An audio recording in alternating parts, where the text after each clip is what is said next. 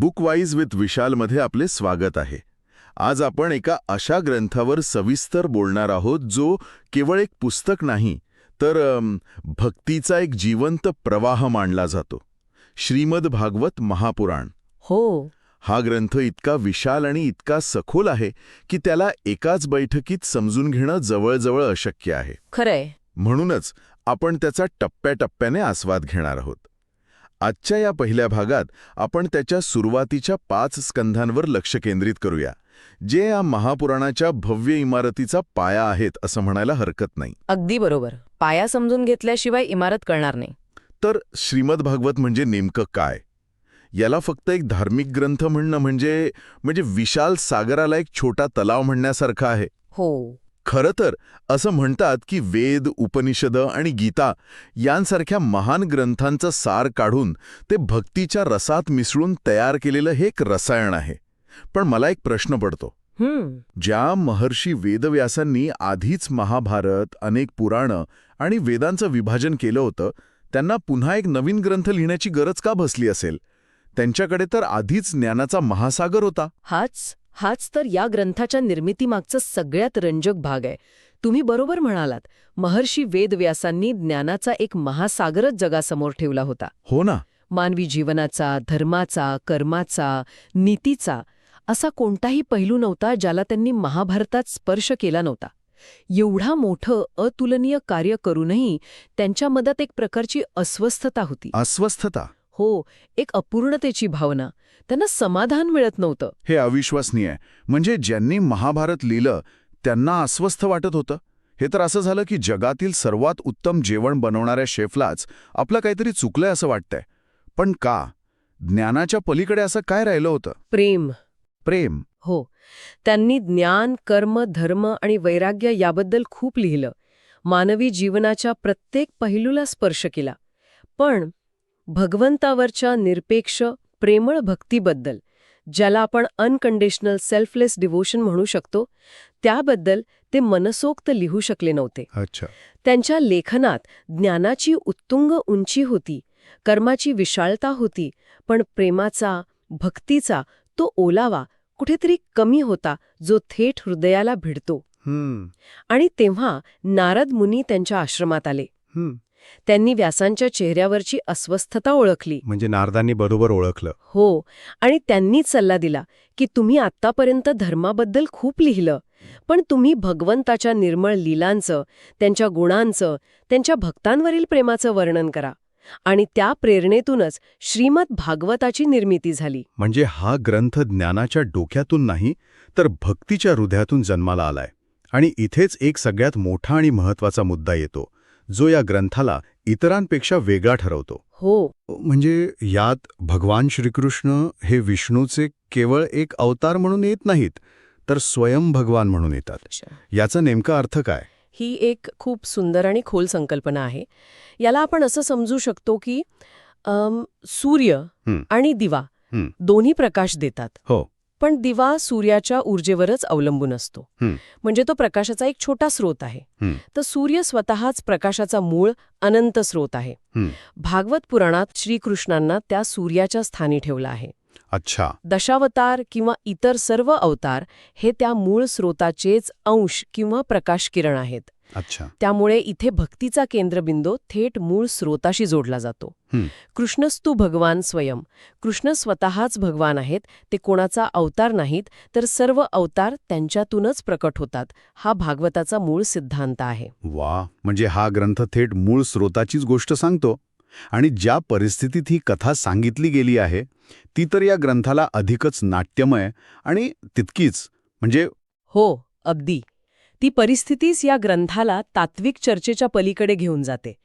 पांडवांचे वंशज राजा परीक्षित एक अतिशय न्यायप्रिय आणि सामर्थ्यवान राजा होते. पण एकदा शिकारीला गेले असताना, खूप तहानलेले असताना, एका समाधीत लीन असलेल्या ऋषींनी त्यांच्याकडे लक्ष दिलं नाही. राजाला वाटलं की ऋषी मुद्दामान आपला अपमान करत आहेत. आणि रागाच्या भरात त्यांनी एक मेलेला साप त्या ऋषींच्या गळ्यात टाकला. काही वेळाने त्या ऋषींच्या मुलाला शृंगीला हे कळल्यावर तो प्रचंड संतापला आणि त्याने शाप दिला. कोणता शाप? त्यांनी शाप दिला की ज्याने माझ्या वडिलांचा अपमान केला आहे त्याला आजपासून 7व्या दिवशी तक्षक नावाचा सर्पदंश करेल आणि त्याचा मृत्यू होईल. 7 दिवसांत मृत्यू. हे भविष्य ऐकल्यावर कोणत्याही सामान्य माणसाचं पाय जमिनीखालून सरकतील. सर्व आशा संपून जाईल. पण राजा परीक्षित सामान्य नव्हते. त्यांना त्यांची चूक कळली होती. त्यांनी त्या शापाचा स्वीकार केला. ते खचले नाहीत, तक्रार केली नाही. अच्छा. मृत्यू समोर दिसत असताना त्यांनी सर्व राज्यकारभार, मोहमाया सगळं सोडून दिलं आणि मोक्षप्राप्तीसाठी गंगेच्या काठी येऊन बसले.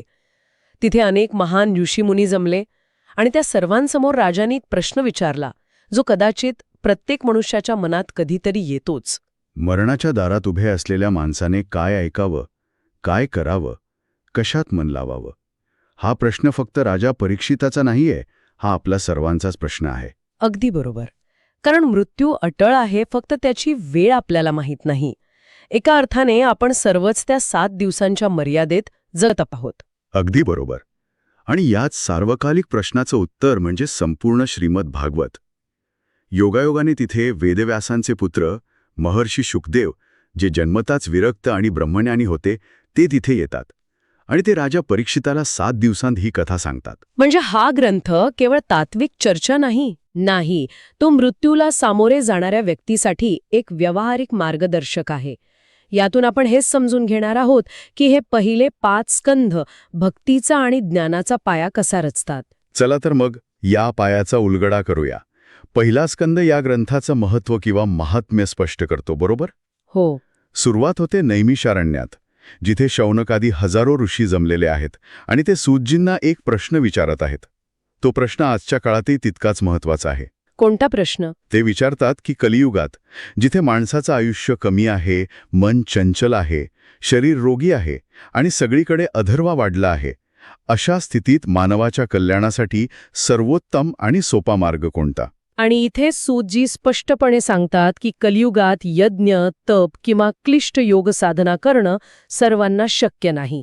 सर्वात सोपा आणि प्रभावी मार्ग आहे भक्ती. पण ही भक्ती कशी असावी? इथे भक्तीची एक सुंदर व्याख्या केली जाते. भक्ती ही अहेतुकी आणि अप्रतिहता असावी. अहेतुकी म्हणजे निष्काम, कोणत्याही हेतूशिवाय केलेली, अटींशिवाय अखंड चालणारी. देवा, तू माझं हे काम कर, मग मी तुझी पूजा करेन. हा व्यवहार झाला. बरोबर. भागवत सांगतं की धर्म, अर्थ, काम आणि मोक्ष या 4ही पुरुषार्थांच्या पलीकडे जाऊन फक्त भगवंतावर प्रेम करणं हे खरं ध्येय आहे. याच स्कंधात कलियुगाचे एक अतिशय मार्मिक रूपक आहे, जे खूप विचार करायला लावणार आहे. हो, ते बैलाचं रूपक. हो, धर्माला एका बैलाच्या रूपात दाखवला आहे, जो सत्युगात सत्य, तप, दया आणि शौच म्हणजे शुद्धता या 4 पायांवर उभा असतो. पण कलियुगात त्याचे 3 पाय तोडले गेले आहेत. आणि तो केवळ सत्य या एका पायावर कसा तरी उभा आहे. हे ऐकून थोडी भीती वाटते की धर्म इतका कमकुवत झाला आहे, पण त्यावर उपायही सांगितला आहे. हो, आणि तो उपाय अत्यंत सोपा आहे. भागवत सांगतं की कलेर दोषनिधे राजन अस्ति हेको महान गुणः कीर्तनादेव कृष्णस्य मुक्तसंगः परम व्रजेत. याचा अर्थ काय? याचा अर्थ आहे की कलियुग भलेही दोषांचा सागर असेल, पण त्यात एक मोठा गुण आहे.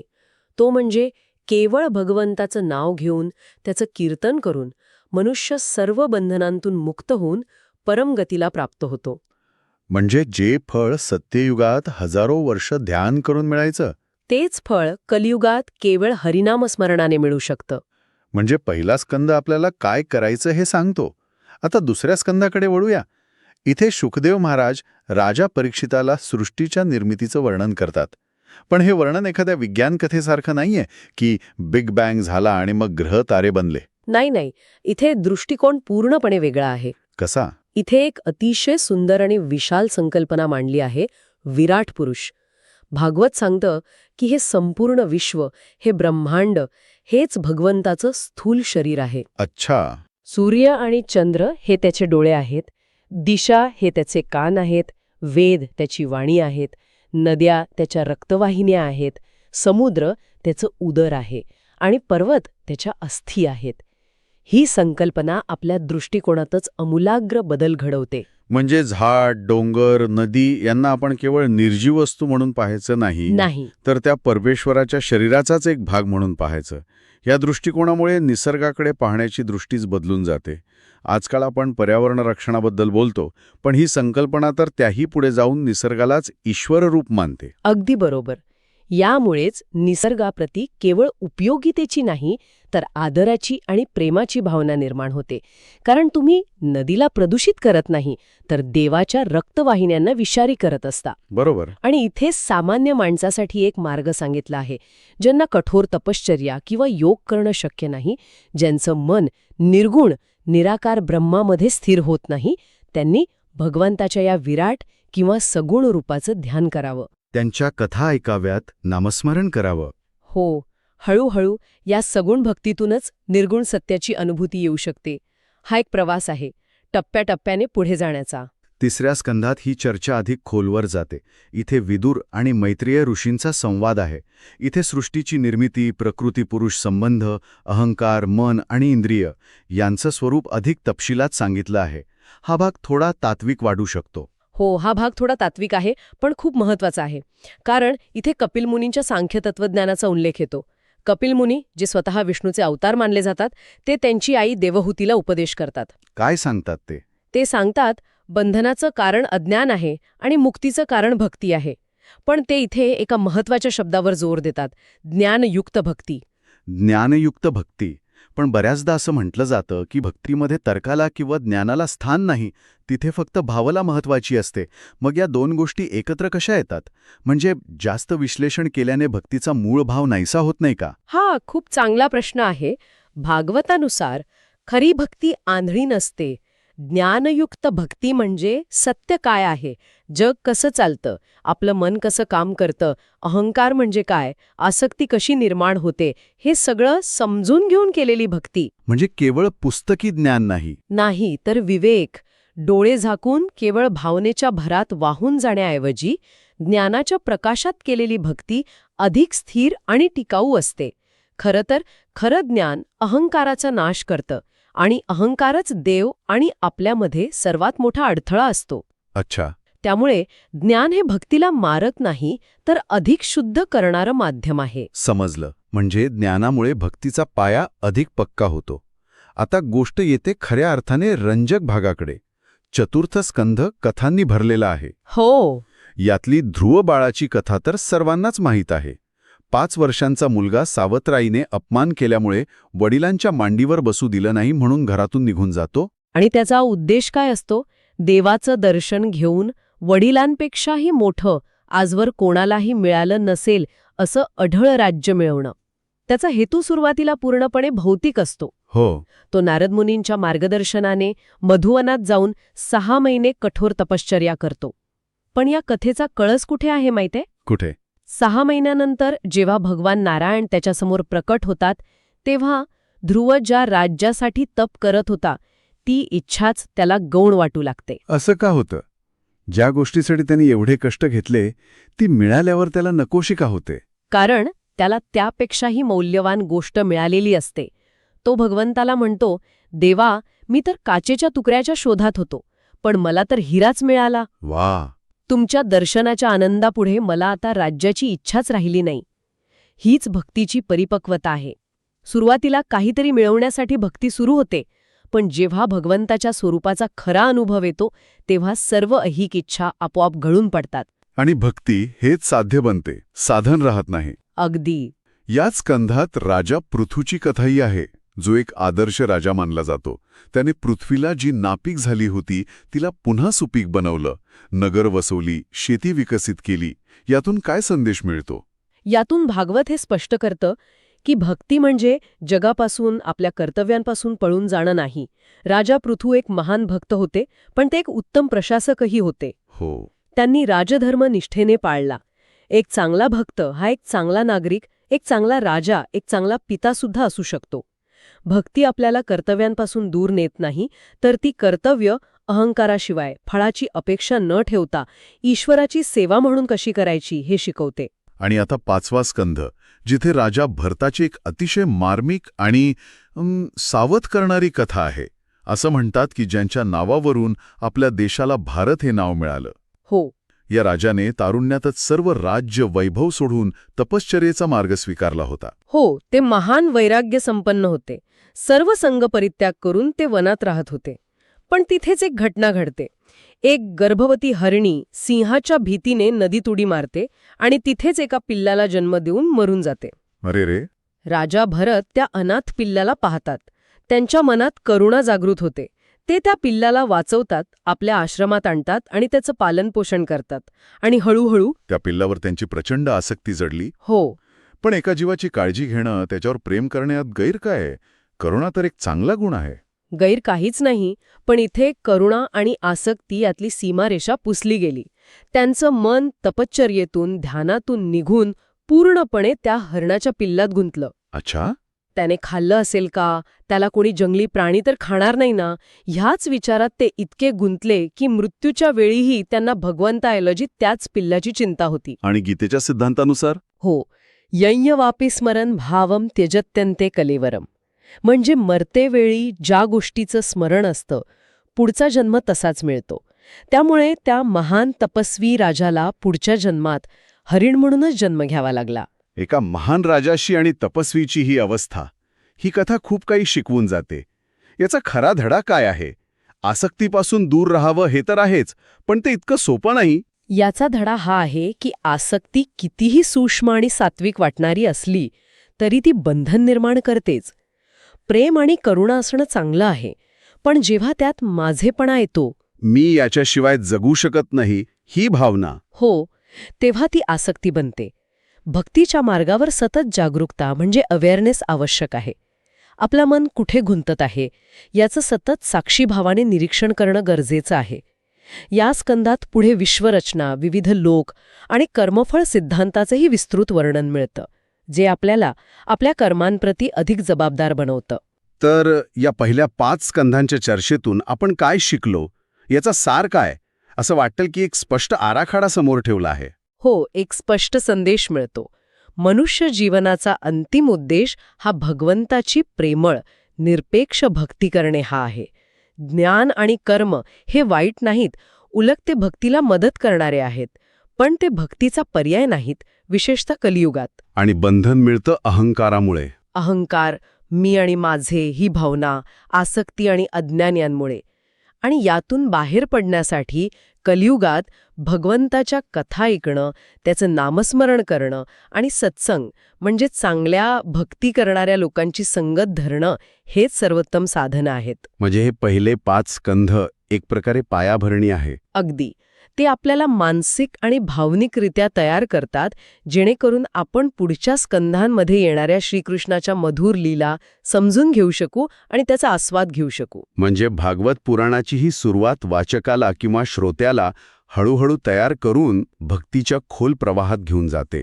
ती आधी का, कसे आणि का या प्रश्नांची उत्तरं देते. अगदी बरोबर. आणि जाता जाता एक विचार, या स्रोतांनी ज्ञान, कर्म आणि भक्तीचे मार्ग दाखवले. पण राजा भरताची कथा एका महत्वाच्या प्रश्नाला जन्म देते. कोणता प्रश्न? जर एक महान तपस्वी सुद्धा एका साध्या, निरुपद्रवी वाटणाऱ्या, करुणेतून निर्माण झालेल्या आसक्तीच्या जाळ्यात अडकू शकतो, तर आजच्या जगात संसार न सोडता आपण आपल्या रोजच्या जीवनातील, आपल्या कुटुंबातील, कामातील आसक्तींना कसं हाताळायचं? प्रेम आणि आसक्ती यातली ती सूक्ष्म सीमारेषा कशी ओळखायची, यावर आपण नक्कीच विचार करू शकतो. ही तर केवळ सुरुवात होती. या ग्रंथाच्या पायावर एक नजर. पुढच्या वेळी आपण श्रीमद भागवत महापुराणाच्या दुसऱ्या भागातून म्हणजेच 6व्या स्कंधापासून आपला प्रवास पुढे सुरू ठेवू. आम्हाला आशा आहे की ही सविस्तर चर्चा तुम्हाला आवडली असेल. बुकवाईज विथ विशालला कृपया लाईक, शेअर आणि सबस्क्राईब करा. भेटूया पुढच्या भागात. भागवत पुराणाच्या आपल्या चर्चेच्या दुसऱ्या भागात आपण प्रवेश करत आहोत. पहिल्या भागात आपण सृष्टीची निर्मिती पाहिली, धर्माची तात्विक बाजू समजून घेतली आणि भक्ती म्हणजे काय, ही संकल्पना काय आहे, यावर आपण बोललो. तो भाग म्हणजे कसं म्हणू, एका भव्य इमारतीची पायाभरणी करण्यासारखा होता. अगदी बरोबर. आपण तीच उपमा पुढे नेऊया. पहिला भाग म्हणजे जणू काही आपण एका शक्तिशाली इंजिनचं डिझाईन आणि म्हणजे त्याची थेअरी समजून घेत होतो. प्रत्येक भाग कसा काम करतो, ऊर्जा कशी निर्माण होते, हे सगळं कागदावर पाहण्यासारखं होतं. हो, आराखडे आणि सिद्धांत. बरोबर. पण डिझाईन कितीही सुंदर असलं तरी जोपर्यंत ते इंजिन चालू करून गाडी चालून पाहत नाही तोपर्यंत त्याचा खरा अनुभव येत नाही, बरोबर ना? नाही, अजिबात नाही. आता या दुसऱ्या भागात आपण ते इंजिन ते प्रत्यक्षात चालू करून त्याचा अनुभव घेणार आहोत. अच्छा, म्हणजे आता केवळ सिद्धांत नाही तर प्रत्यक्ष उदाहरणं समोर येणार आहेत. भक्ती ही संकल्पना कशी जिवंत होते हे आपण आता पाहणार आहोत. हो, आणि हेच या भागाचं सौंदर्य आहे. इथे भक्ती ही केवळ एक तात्विक चर्चा राहत नाही, ती एक जीवन बदलणारी म्हणजे चमत्कार घडवणारी शक्ती म्हणून समोर येते. आणि यातली पात्र सुद्धा खूप वेगळी आहेत असं वाटतंय. हो, इथे आपल्याला असे नायक मिळतात जे पारंपरिक अर्थाने नायक नाहीत. एक आहे अजामिळ, जो पापाच्या गर्देत बुडालेला आहे. दुसरा आहे प्रल्हाद, जो एक राक्षसाचा मुलगा आहे. तिसरा आहे गजेंद्र, जो एक पशु आहे. आणि चौथा आहे बळीराजा, जो असुरांचा राजा आहे. थांबा, हे खूपच रंजक आहे. तुम्ही ज्या पात्रांची नावं घेतलीत त्यात कोणीही पारंपरिक पुण्यवान किंवा सज्जन नाहीये. एक पापी, एक राक्षसाचा मुलगा, एक पशु आणि एक असुर. असं वाटतं की भागवत पुराण मुद्दामून अशा पात्रांची निवड करतंय जे समाजाच्या दृष्टीने परिघाबाहेरचे आहेत. तुम्ही अगदी योग्य मुद्दा पकडला आहे. या भागाचा केंद्रबिंदू हाच आहे की भगवंताची कृपा किंवा भक्तीचा अधिकार मिळवण्यासाठी तुमची जात, कुळ, तुमचं ज्ञान, तपश्चर्या किंवा तुमची सामाजिक प्रतिष्ठा याला काहीच महत्त्व नाही. मग कशाला महत्त्व आहे? आठ काय आहे? इथे फक्त एकच अट आहे आणि ती म्हणजे शरणागती. शरणागती. हो, शरणागती म्हणजे काय तर आपला अहंकार, आपलं मीपण पूर्णपणे सोडून देणे. जोपर्यंत आपल्याला वाटतं की मी माझ्या बुद्धीने, शक्तीने किंवा पुण्याने काहीतरी मिळवू शकेन तोपर्यंत भगवंत हस्तक्षेप करत नाही. पण ज्या क्षणी तुम्ही हात टेकता आणि म्हणता की माझं काहीही चालत नाही, आता तूच बघ, त्या क्षणी त्याची कृपा सुरू होते. अच्छा. या भागातील प्रत्येक कथा हेच सत्य वेगवेगळ्या परिस्थितीतून आपल्यासमोर मांडते. चला तर मग या प्रवासाची सुरुवात एका अशा कथेने करूया जी अनेकांना धक्कादायक वाटते आणि तितकेच विवादास्पदही. अजामिळाची कथा. ही कथा ऐकल्यावर मनात पहिला प्रश्न येतो की हे खरंच इतकं सोपं आहे का? हो, आणि तो प्रश्न पडणं स्वाभाविक आहे. अजामिळ मूळचा एक सदाचारी, वेदपाठी ब्राह्मण होता.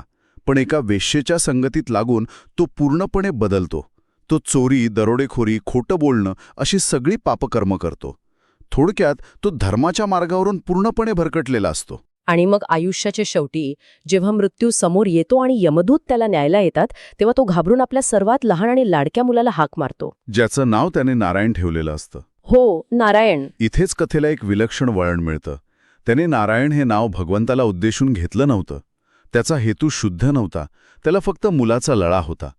तरीही केवळ त्या नामोच्चारामुळे यमदूतांना मागे हटावं लागतं आणि विष्णुदूत त्याला वाचवण्यासाठी येतात. एक मिनिट, पण हे ऐकायला थोडं विचित्र वाटतं. म्हणजे आयुष्यभर पाप केलेल्या माणसाला केवळ एका काय म्हणू तांत्रिक चुकीमुळे किंवा अपघाताने घेतलेल्या नावामुळे मुक्ती मिळते? मग जे लोक आयुष्यभर सदाचाराने वागतात त्यांच्या प्रयत्नांना काहीच किंमत नाही का? हे तर न्यायाच्या कल्पनेलाच छेद देण्यासारखं आहे. तुमचा प्रश्न अगदी योग्य आहे आणि हाच या कथेवरचा सर्वात मोठा आक्षेप असतो. पण भागवत पुराण इथे कायद्याच्या पुस्तकासारखं बोलत नाहीये. ते मनाच्या विधानाबद्दल बोलत आहे. अच्छा. ही कथा एक आध्यात्मिक पळवाट नाही, तर एक गहन मानसशास्त्रीय सत्य सांगते. या कथेचा खरा अर्थ असा आहे की मृत्यूच्या क्षणी म्हणजे अत्यंतिक संकटाच्या वेळी तुमच्या मनाची अंतिम एकाग्रता ज्या गोष्टीवर असते ती गोष्ट तुमच्या संपूर्ण आयुष्याच्या मानसिक सवयींना किंवा कर्माला ओव्हरराईड करण्याची शक्ती ठेवते. म्हणजे हे दैवी हिशोबापेक्षा चेतनेच्या अंतिम स्थितीबद्दल अधिक आहे. अगदी बरोबर. नारायण हे नाव येथे केवळ एक शब्द नाही, ते एका विशिष्ट ऊर्जेचं, एका उच्च चेतनेचं प्रतीक आहे. नकळत का होईना त्या नावाने अजामिळाच्या चेतनेला त्या उच्च ऊर्जेशी जोडलं. जसं नकळत अग्नीला स्पर्श झाला तरी तो जाळतोच, तसंच हे आहे. बरोबर. यातून भागवत हे सांगू पाहते की मृत्यूसमयी तुमची चेतना कुठे केंद्रित आहे हे सर्वात महत्त्वाचं आहे. आणि याच कंदात वृत्रासुराची कथा येते जी याच्या अगदी विरुद्ध आहे. ती कशी? अजामिळाने नकळत नाव घेतलं तर वृत्रासूर हा जन्माने असुर असूनही, देवांचा शत्रू असूनही युद्धाच्या रणधुमाळीत जाणीवपूर्वक भगवंताचं स्मरण करतो. हो. इंद्राशी लढताना प्रार्थना करतो, मला स्वर्ग नको, राज्य नको, मला फक्त तुझी भक्ती दे. इथे हेतू आणि जाणीव आहे. ह्या 2 कथांमधून भागवत आपल्याला भक्तीचे 2 टोकं दाखवतं, एक अघाती कृपा आणि दुसरी जाणीवपूर्वक केलेली साधना. दोन्ही मार्गांनी भगवंत उपलब्ध आहे हेच त्याला सांगायचंय. वा, म्हणजे अजाणतेपणे मिळालेली कृपा आणि जाणीवपूर्वक केलेली भक्ती. पण मग अशा भक्तीचं काय जी जन्मापासूनच असते आणि जिला प्रत्येक पावलावर परीक्षेला सामोरं जावं लागतं? मला वाटतं हीच प्रल्हादाची कथा आहे. ही केवळ भक्तीची नाही, तर जुलूमशाही विरुद्ध श्रद्धेच्या बंडाची कथा आहे. तुम्ही अचूक शब्द वापरलात, बंड. प्रल्हादाची भक्ती ही शांतपणे केलेली पूजा नव्हती. ती त्याच्या वडिलांच्या हिरण्यकशिपूच्या अहंकारी विचारसरणीविरुद्ध एक वैचारिक युद्ध होतं. हो, हिरण्यकशिपू हे त्या विचारधारेचं प्रतीक आहे, जी मानते की मीच देव आहे, मीच या सृष्टीचा नियंत्रक आहे. त्याने ब्रह्मदेवाकडून वरदान मिळवून मृत्यूला जवळपास जिंकलं होतं. हो, ते वरदान खूप प्रसिद्ध आहे. त्याला मनुष्य किंवा पशु मारू शकणार नाही. दिवसा किंवा रात्री, घरात किंवा बाहेर, जमिनीवर किंवा आकाशात कोणत्याही शस्त्राने मृत्यू येणार नाही. त्याने स्वतःला जणू नाही तर्कशास्त्राने अमर बनवलं होतं. बरोबर. आणि प्रल्हादाचा विश्वास या तर्काच्या पलीकडचा होता. त्याचा विश्वास होता की भगवंत सर्वत्र आहे. ही केवळ एक धार्मिक घोषणा नव्हती, तर हिरण्यकशिपूच्या अहंकाराला दिलेला तो थेट शह होता. हो. जेव्हा हिरण्यकशिपू विचारतो, या खांबामध्ये आहे का तुझा देव, तेव्हा तो प्रल्हादाच्या श्रद्धेची नाही, तर स्वतःच्या नियंत्रणाची परीक्षा घेत असतो. प्रल्हादाचं हो यातही आहे हे उत्तर म्हणजे त्या अहंकाराचा पराभव असतो. आणि मग त्या खांबातून नृसिंह अवतार प्रकट होतो. त्या अवताराचं वर्णन ऐकलं की अंगावर काटा येतो. ते रूप स्वतःचा एक विरोधाभास आहे की नाही? न पूर्ण मनुष्य, न पूर्ण पशु. मृत्यूची वेळ संध्याकाळची, न दिवस न रात्र. जागा घराच्या उंबरठ्यावरची, ना आत ना बाहेर. मृत्यूचं साधन नखं, शस्त्र नाही. असं वाटतं की सृष्टीने स्वतःचेच नियम वाकवून एका लहान मुलाच्या विश्वासाला खरं ठरवलं. हो, कारण हिरण्यकशिपूने भौतिक जगाचे नियम वापरून स्वतःला सुरक्षित केलं होतं. भगवंताने दाखवून दिलं की दैवी शक्ती त्या नियमांच्या पलीकडे काम करते. ती तर्काच्या चौकटीत बसत नाही. या कथेचा संदेश हाच आहे की अहंकार कितीही मोठा आणि तर्कशुद्ध असला तरी त्याचा अंत निश्चित असतो. आणि श्रद्धेच्या रक्षणासाठी दैवी शक्ती कोणत्याही रूपात, कोणत्याही तर्काच्या पलीकडे जाऊन प्रकट होऊ शकते. प्रल्हादाची श्रद्धा जन्मापासून होती. ती अढळ होती. पण आपल्यासारख्या सामान्य माणसाचं काय? आपली श्रद्धा तर संकटातच जास्त जागी होते. जेव्हा सगळे उपाय संपतात तेव्हा आपल्याला देव आठवतो. या प्रकारच्या भक्तीबद्दल भागवत काही सांगतं का? नक्कीच सांगतो. आणि तीच कथा आहे गजेंद्र मोक्षाची. ही कथा आपल्यापैकी बहुतेकांना खूप जवळची वाटेल. गजेंद्र हा हत्तींचा राजा, शक्तिशाली, अहंकारी. त्याला आपल्या ताकदीचा प्रचंड गर्व आहे. पण जेव्हा सरोवरात एक मगर त्याचा पाय पकडते, तेव्हा त्याचा संघर्ष सुरू होतो. आणि तो संघर्ष हजारो वर्ष चालतो असं वर्णन आहे. त्याचे कुटुंबीय, मित्र, इतर हत्ती ते सुरुवातीला मदत करायचा प्रयत्न करतात, पण हळूहळू तेही त्याला सोडून जातात. हा भाग खूपच भावनिक आहे. संकटात आपण कसे एकटे पडतो याचं ते उत्तम चित्रण आहे. बरोबर. आणि इथे या कथेचं मानसशास्त्रीय महत्त्व दडलेलं आहे. जोपर्यंत गजेंद्र स्वतःच्या शक्तीवर अवलंबून होता, जोपर्यंत त्याला वाटत होतं की मी यातून बाहेर पडू शकेन, तोपर्यंत दैवी मदत आली नाही.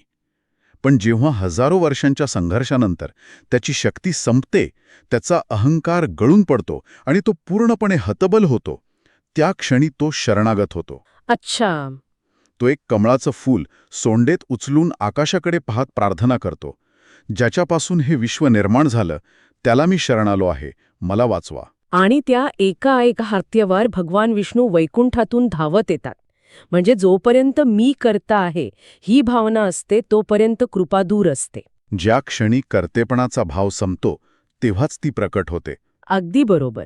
ही कथा आपल्याला सांगते की शरणागती ही हतबलतेतून जन्माला येऊ शकते आणि ती तितकीच पोटेंट म्हणजे शक्तिशाली असते. गजेंद्र हा शरणागतीचा क्रायसिस मोमेंट म्हणजे संकटकालीन नमुना आहे. पण याच स्कंधात शरणागतीचा दुसरा प्रकारही येतो, जो राजा बळीच्या कथेतून दिसतो. गजेंद्र संकटात होता, त्याच्याकडे काहीच नव्हतं. पण बळीराजा तर सर्वशक्तिमान होता, तो दानशूर होता. त्याच्या शरणागतीत आणि गजेंद्राच्या शरणागतीत काय फरक आहे? खूप मोठा फरक आहे. गजेंद्राची शरणागती रिकाम्या हाताने होती, तर बळीराजाची भरल्या हाताने. बळीराजा मोठा दानी होता, पण त्याच्या दानात मी दाता आहे हा सूक्ष्म अहंकार लपलेला होता. हो. भगवान विष्णू वामन नावाच्या बटूच्या रूपात येतात आणि फक्त 3 पावलं जमीन मागतात. बळीराजा हसतो आणि ती मागणी मान्य करतो. पण वामन आपलं विराट रूप प्रकट करून 2 पावलात स्वर्ग आणि पृथ्वी व्यापून टाकतात. आणि मग तिसऱ्या पावलासाठी जागा विचारतात, तेव्हा बळीराजा आपलं मस्तक पुढे करतो. हा क्षण खूप महत्वाचा आहे. हो, कारण त्या क्षणी बळीराजा केवळ काहीतरी वस्तू दान करत नाहीये, तो दान करणाऱ्यालाच दान करतोय. तो स्वतःच्या अस्तित्वाचं, स्वतःच्या अहंकाराचं समर्पण करतो. गजेंद्र म्हणतो, माझं काहीच नाही, मला वाचव. बळीराजा म्हणतो, माझं जे काही आहे ते तुझंच आहे, तेही तू घे.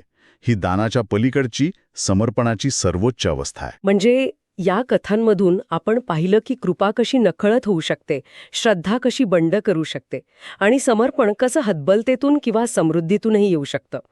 या सगळ्या वैयक्तिक आणि नाट्यमय कथांनंतर 9वा स्कंद अचानक विषय बदलतो आणि राजवंशांच्या वंशावळी सांगू लागतो. सूर्यवंश, चंद्रवंश, हरिश्चंद्र, सगर, ययाती. हा भाग वाचताना अचानक एखाद्या इतिहासाच्या पुस्तकात आल्यासारखं वाटतं. हा बदल इतका अचानक का? हा प्रश्न खूप महत्वाचा आहे. वरवर पाहता हा बदल अनपेक्षित वाटतो. पण इथे भागवत आपल्याला वैयक्तिक मुक्तीच्या कथांवरून सामूहिक आणि ऐतिहासिक पातळीवर घेऊन जातं. आधीच्या कथा या व्यक्ती आणि भगवंत यांच्या नात्यावर केंद्रित होत्या.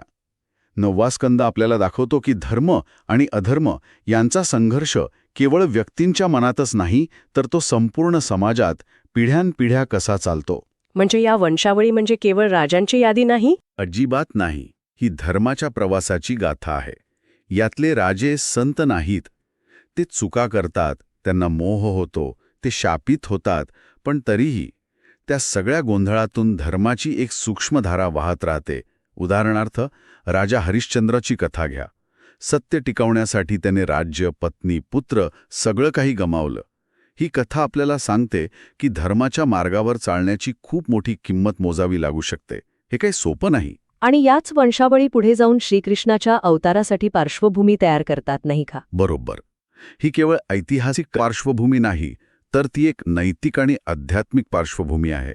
या कथांमधून भागवत हे सांगत आहे की जेव्हा मानवी समाजात संघर्ष, चुका आणि अधर्म एका विशिष्ट मर्यादेपलीकडे जातो, तेव्हा परिस्थिती इतकी गुंतागुंतीची होते की तिला सरळ करण्यासाठी प्रत्यक्ष भगवंतालाच अवतार घ्यावा लागतो.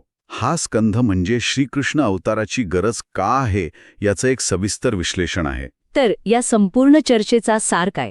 6 ते 9 स्कंधातून आपण काय घेऊन जायचं? याचा सार असा आहे की भक्ती ही कोणत्याही नियमांच्या चौकटीत बसत नाही. ती अजामिळासारख्या पापी माणसाला नकळत तारू शकते. ती प्रल्हादासारख्या मुलामध्ये अत्याचाराविरुद्ध लढण्याची शक्ती बनू शकते. ती गजेंद्रासारख्या हतबल पशुची आर्ता हाक ऐकू शकते आणि बळीराजासारख्या दानशूर राजाचा अहंकारही नष्ट करू शकते. बरोबर. भक्तीसाठी तुमची पात्रता नाही, तर तुमची तीव्र इच्छा आणि तुमची शरणागती महत्वाची आहे. या कथा आपल्याला सांगतात की भगवंत आपल्या भक्तासाठी कोणत्याही रूपात, कोणत्याही तर्काच्या पलीकडे जाऊन धावून येतो. या भागात भक्ती ही केवळ एक भावना न राहता ती एक प्रत्यक्ष अनुभव बनते. खरंच या कथा केवळ कथा नाहीत, तर त्या जीवनाच्या प्रत्येक टप्प्यावर आपल्याला मार्ग दाखवणारे दीपस्तंभ आहेत. बरोबर. आणि पुढच्या आणि शेवटच्या भागात आपण भागवत पुराणाच्या हृदयाकडे म्हणजेच दशम स्कंधाकडे वळणार आहोत, जिथे प्रत्यक्ष श्रीकृष्ण लीला वर्णिली आहे. भागवताचा आत्मा म्हणजे दशम स्कंध. आजच्या या सखोल चर्चेनंतर एक विचार मनात घोळतोय. जर अजामिळाने अजाणतेपणे केवळ मुलाला मारलेल्या एका हाकेत इतकी शक्ती असू शकते की त्याचं संपूर्ण नशीब बदलून गेलं, तर मग आपण आपल्या दैनंदिन जीवनात जाणीवपूर्वक वापरत असलेल्या शब्दांमध्ये आणि त्यामागील आपल्या हेतूंमध्ये किती प्रचंड शक्ती दडलेली असेल. आपले शब्द एखाद्याला उभारी देऊ शकतात, तर एखाद्याला तोडूही शकतात. आपल्या शब्दांची निवड किती विचारपूर्वक करायला हवी, नाही का? ही चर्चा जर तुम्हाला आवडली असेल तर बुकवाईज विथ विशाल या चॅनलला लाईक, शेअर आणि सबस्क्राईब करायला विसरू नका. लवकरच भेटूया पुढच्या भागात. नमस्कार आणि स्वागत आहे. श्रीमद भागवत महापुराणावरच्या आपल्या या सविस्तर चर्चेच्या अंतिम टप्प्यात आपण आलो आहोत. नमस्कार. मागच्या भागांमध्ये आपण पाहिलं की भक्तीची बीजं कशी पेरली जातात, ज्ञानाचं पाणी घालून ती कशी अंकुरतात. बरोबर. पण आज आपण त्या भक्तीच्या वेलीला लागलेल्या गोड फळांपर्यंत पोचणार आहोत, म्हणजे तिच्या परमोच्च बिंदूपर्यंत. अगदी. आजची आपली चर्चा दशम, एकादश आणि द्वादश या 3 अंतिम स्कंधांवर केंद्रित आहे. आणि दशम स्कंधाला तर खरं तर भागवताचं हृदय म्हटलं जातं. हृदय? हो, हृदय. याचं कारण खूप सुंदर आहे. म्हणजे बघा, आत्तापर्यंत आपण भगवंताला एक सर्वशक्तिमान, नियंता, सृष्टीचा निर्माता अशा विराट रूपात पाहिलं. पण इथे दशमस्कंधात तोच भगवान श्रीकृष्ण केवळ एक ईश्वर म्हणून नाही, तर आपल्या अगदी जवळचा, आपल्या नात्यातला एक होऊन प्रकट होतो. हो, हेच याचं सगळ्यात मोठं वैशिष्ट्य आहे.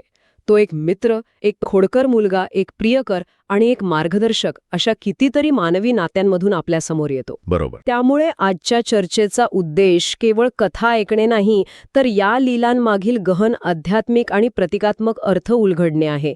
चला तर मग समजून घेऊया की हा ग्रंथ आपल्याला अहंकार, मृत्यूची भीती आणि सांसारिक बंधनांच्या पलीकडे कसा घेऊन जातो. तर सुरुवात करूया दशमस्कंधापासून. बरं. आणि याची सुरुवातच एका अत्यंत गडद परिस्थितीतून होते. कंसाचा अत्याचार शिगेला पोचलेला आहे, देवकी वसुदेवांना तुरुंगात डांबला आहे, सगळीकडे एक निराशाजनक, भीतीदायक वातावरण आहे. बरोबर.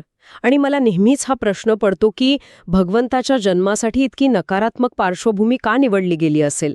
म्हणजे प्रकाशाचा उदय दाखवण्यासाठी इतका घनदाट अंधार का गरजेचा होता. खूप छान प्रश्न आहे आणि याचं उत्तरच या प्रसंगाचं महत्त्व उलगडतं. कारण हा प्रसंग केवळ एक घटना नाहीये, तर ते एक शक्तिशाली प्रतीक आहे. प्रतीक कशाचं? बघा, यातील प्रत्येक घटकाचा आपण अर्थ समजून घेऊया. तुरुंग म्हणजे काय? तो फक्त दगडविटांनी बांधलेला नाहीये.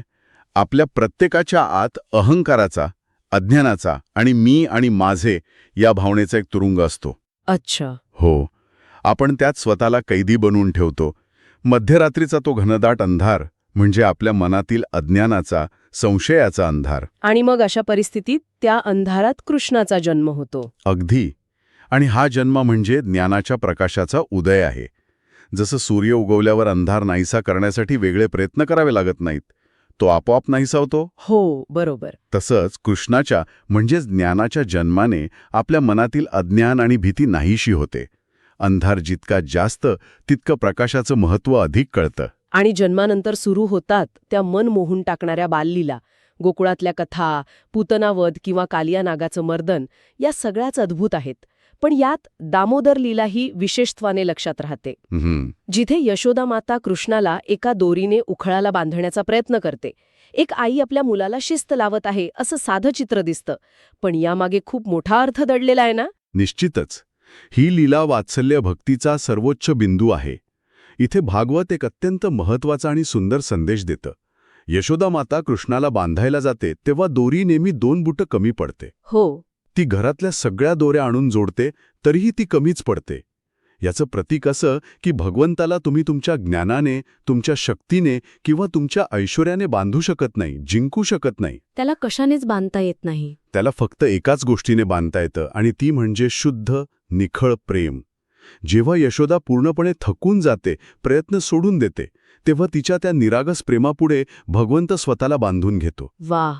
इथे ईश्वर आणि भक्ताचं नातं किती जवळचं, किती प्रेमळ असू शकतं हे दिसतं.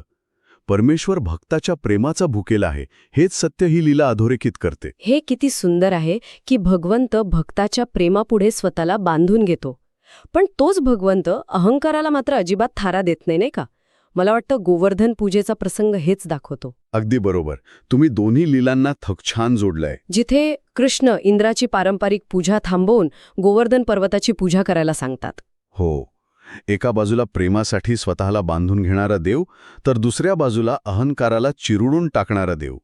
या गोवर्धन पूजेच्या प्रसंगातून 2 अत्यंत महत्त्वाचे संदेश मिळतात.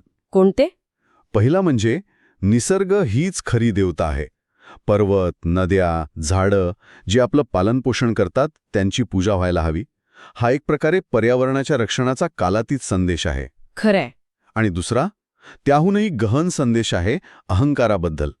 इंद्राला आपल्या देवराज या पदाचा आणि शक्तीचा अहंकार झाला होता.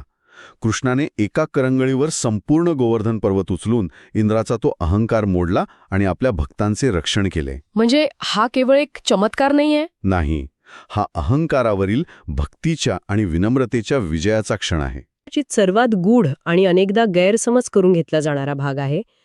याकडे अनेक जण लौकिक, शारीरिक दृष्टीने पाहतात, पण भागवतकारांना तो अर्थ नक्कीच अभिप्रेत नसावा. बरोबर. यातला नेमका आध्यात्मिक अर्थ काय आहे? याकडे सांसारिक दृष्टिकोनातून पाहिल्यास त्याचा खरा अर्थ कधीच कळणार नाही. ही एक अत्यंत उच्च आध्यात्मिक अवस्था आहे. यातील प्रतीकं समजून घेतली की सगळं स्पष्ट होतं. अच्छा. गोपी म्हणजे कोण? त्या म्हणजे जीवात्मा, म्हणजे आपण सर्व. कृष्ण म्हणजे परमात्मा, ते परमतत्व. आणि रासलीला म्हणजे जीवात्म्याचे परमात्म्याशी होणारे एकरूपतेचे, परमानंदाचे मिलन. म्हणजे हे मिलन कामवासनेचं नाही? अजिबात नाही. हे निर्लेप आणि शुद्ध भक्तीचे प्रतीक आहे. जशी एखादी नदी हजारो मैलांचा प्रवास करून समुद्राला मिळते. हो. गोपींनी आपलं घर, आपली नाती, आपली सामाजिक ओळख सगळं काही विसरून कृष्णाकडे धाव घेतली होती. हाच भक्तीचा परमोच्च बिंदू आहे, जिथे मीपणा पूर्णपणे संपून जातो. गोकुळ वृंदावनातील या प्रेमळ लीला संपवून कृष्ण मथुरेत येतात, कंसवध करतात आणि पुढे द्वारकेत राजा म्हणून राज्य करतात. इथे कृष्णाचं रूप एकदम बदलतं. हातातली बासरी जाऊन सुदर्शन चक्र येतं. हा बदल काय दर्शवतो? इथे कृष्ण आता केवळ गोपाल नाही, तर द्वारकाधीश आहे. तो एक कुशल राजकारणी आहे, पांडवांचा मार्गदर्शक आहे आणि महाभारताच्या युद्धात अर्जुनाचा सारथी बनून त्याला गीतेचा उपदेश करतो. हो. तो धर्माचं रक्षण करतो, राज्याची व्यवस्था पाहतो, पण हे सगळं करताना तो पूर्णपणे अलिप्त असतो. कोणत्याही गोष्टीत तो अडकत नाही. यालाच कर्मयोग म्हणतात. अच्छा, कर्मयोग. संसारात राहूनही संसाराच्या पलीकडे कसं राहावं याचा तो मूर्तिमंत आदर्श आहे. कर्तव्य कसं करावं, पण त्याच्या फळात किंवा भावनेत अडकू नये, हे तो स्वतः जगून दाखवतो. द्वारकेत कृष्णाने धर्म आणि कर्मयोगाचा एक आदर्श घालून दिला. पण मला नेहमीच एक प्रश्न पडतो की ज्या भगवंतांनी पांडवांना वाचवलं, त्यांनी स्वतःच्या यादव वंशाचा विनाश का होऊ दिला? एकादश स्कंधातील हा प्रसंग समजायला खूप कठीण वाटतो. हा खरोखरच एक महत्वाचा आणि विचार करायला लावणारा प्रश्न आहे. आणि भागवत याचं उत्तर खूप प्रामाणिकपणे देतं. हा प्रसंग आपल्याला एक कठोर सत्य शिकवतो. ते म्हणजे केवळ देवाची भौतिक जवळीक पुरेशी नाही. जर आपल्या मनात अहंकार, मद, मत्सर असेल तर विनाश अटळ आहे. यादव उन्मत्त झाले होते. गर्व आला होता त्यांना. हो, आपण भगवंताचे नातेवाईक आहोत, आपलं कोणी काही वाकळं करू शकत नाही, असा गर्व त्यांना झाला होता. ते आपापसातच भांडू लागले, ऋषींचा अपमान करू लागले. भगवंताने त्यांना वाचवले नाही, कारण निसर्गाचा नियम, कर्माचा नियम सर्वांना सारखाच लागू होतो. शरीर, वंश, वैभव या सर्व गोष्टी नश्वर आहेत. त्या एक दिवस संपणारच आहेत.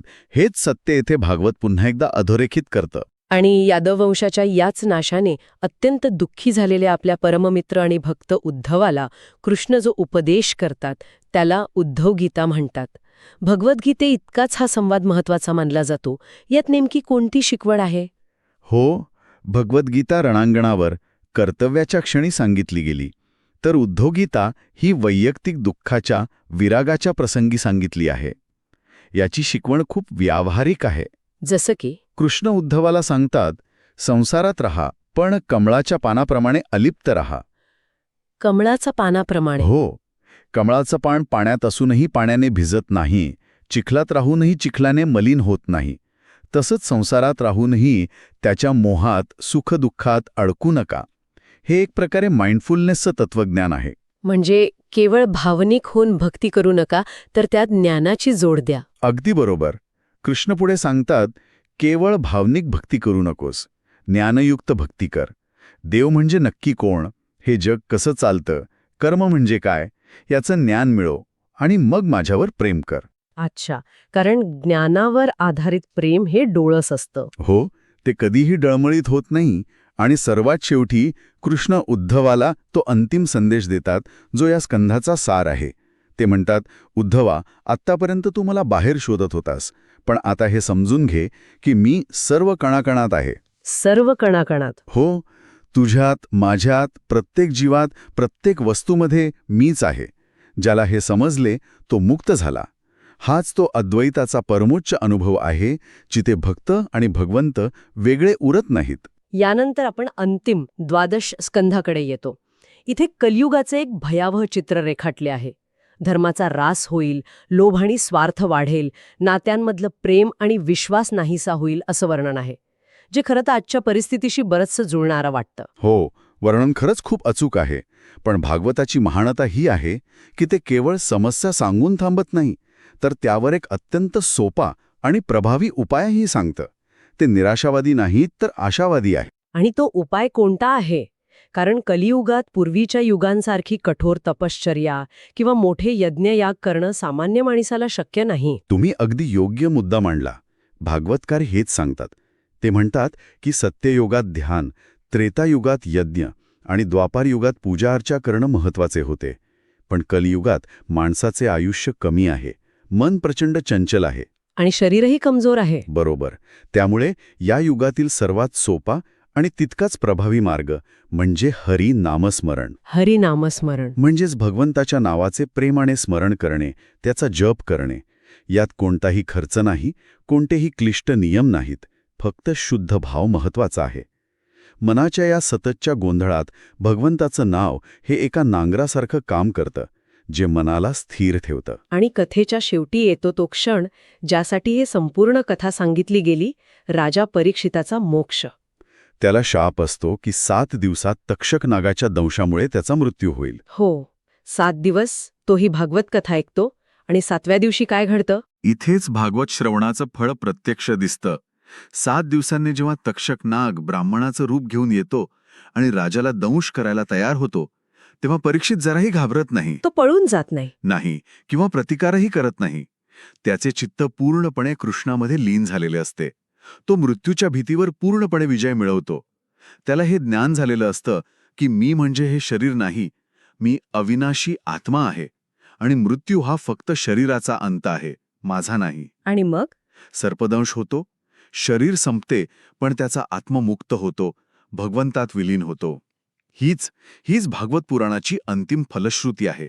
ज्ञानाने मृत्यूची भीती संपवून भगवंतात एकरूप होणे. तर या संपूर्ण चर्चेतून श्रीमद भागवत महापुराणाचा संदेश अगदी स्पष्ट होतो. जीवनाचे अंतिम ध्येय हे कोरडे ज्ञान किंवा यांत्रिक कर्मकांड नाही, तर प्रेममय भक्ती आहे. हो, कर्म, ज्ञान आणि योग हे सर्व मार्ग त्या अंतिम भक्तीला मदत करणारे आहेत. ते साध्य नाहीत, तर साधन आहेत. अगदी बरोबर. आणि आपल्या बंधनाचे, आपल्या दुःखाचे मूळ कारण आहे अहंकार आणि आसक्ती. मी आणि माझे या 2 शब्दांत सगळं दुःख सामावलेलं आहे. भागवत आपल्याला आपली खरी ओळख करून देते. आरसा दाखवते एक प्रकारे. हो, अगदी. ते आपल्याला आरसा दाखवून सांगते की तू हे शरीर नाहीस, तू हे मन नाहीस, तू अविनाशी आत्मा आहेस आणि तुझं खरं नातं हे श्रीकृष्णाशी आहे. या एका जाणीवेने जगण्याकडे बघण्याचा दृष्टिकोन पूर्णपणे बदलून जातो. ही सखोल चर्चा जर तुम्हाला आवडली असेल तर बुकवाईज विथ विशालला लाईक, शेअर आणि सबस्क्राईब करायला विसरू नका. श्रीमद भागवत महापुराण हे केवळ एकदा वाचून कपाटात ठेवण्याचं पुस्तक नाहीये. ते जगण्याचं शास्त्र आहे. जेव्हा आपण दुःखात असतो तेव्हा ते धीर देते. जेव्हा आपल्या मनात अहंकार येतो तेव्हा ते तो मोडते. हो, ते आपल्याला इतरांवर निखळ प्रेम करायला शिकवते आणि शेवटी मृत्यूच्या पलीकडे असणाऱ्या मोक्षाचा मार्ग दाखवते. हा खऱ्या अर्थाने एक अमृत ग्रंथ आहे. ही चर्चा संपवताना एक विचार सोडून जाते. भागवत पुराणातील शिकवणीनुसार आपल्या दैनंदिन जीवनातील अहंकार आणि आसक्ती ओळखण्यासाठी आपण स्वतःला कोणता एक प्रश्न विचारू शकतो? मी जे करत आहे ते कोणासाठी करत आहे? माझ्या अहंकाराच्या समाधानासाठी की माझ्या खऱ्या कर्तव्यासाठी? यावर नक्की विचार करा. तुम्हाला पुढच्या वेळी कोणत्या पुस्तकाचं सारांश ऐकायला आवडेल? तुमच्या सूचना कॉमेंट्समध्ये नक्की कळवा.